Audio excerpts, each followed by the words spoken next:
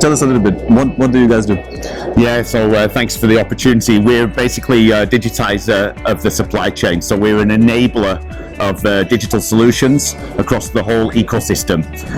We start with the hardware and the sensors, and then we move through to the big data side. And it's important to have all the aspects of the chain connected in order to bring a complete solution to the customer. Yes, yes. So give us, maybe give us an example of how and how much do you save, the client? Is it time? Is it money? Is it all of it? I think it's a very interesting question where the return on investment's coming from.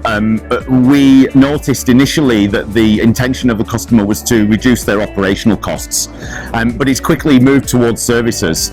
Now, asset owners are in a unique position in the market because they have the right to equip digital solutions onto their assets, and then we start to look at new business models, co-opetition and sharing data and monetizing data throughout the ecosystem. So it's first of all a question of possibly it starts with reducing your expenditure, but then it quickly moves into bringing new revenues, and actually in the longer term we see something else happening, which would be the question is, if you don't provide these digital solutions, are you going to win the big contract that you've had for the last 5 years when it comes to the renegotiation? Yes, yes. And all this whole around us is full of startups, is full of people like yourself. Did you see any trends? Do you see anything, kind of shifting in the industry as a whole in the last Yeah, I think we were very early actually.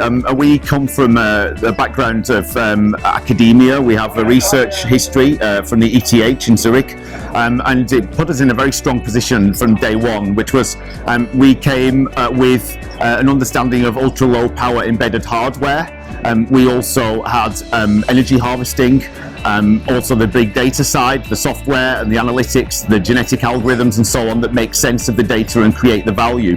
So because of this background, we're in a strong position.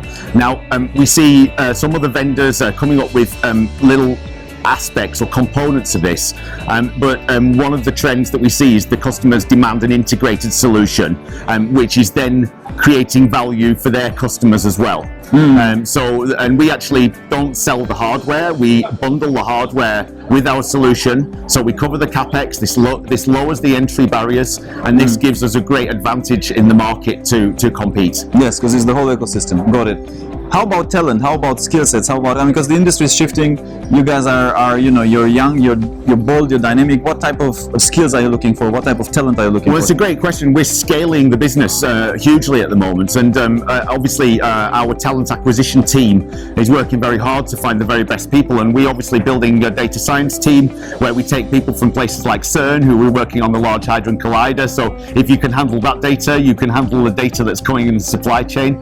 But when we think there's 30 million containers in the world, there's several million rail freight wagons, air cargo, also 5 million plus ULDs and so on. So each of those will be equipped with sensors, and then we have different layers of the data, like for example the GIS layer and the APIs. So obviously on the data side this is a great source of value, but we're still producing the hardware as well, so we need sensor experts, we need people who work with digital signal processing and so on. But there's again, just like I said before, internally there's an ecosystem of technology which we need to cover all areas of.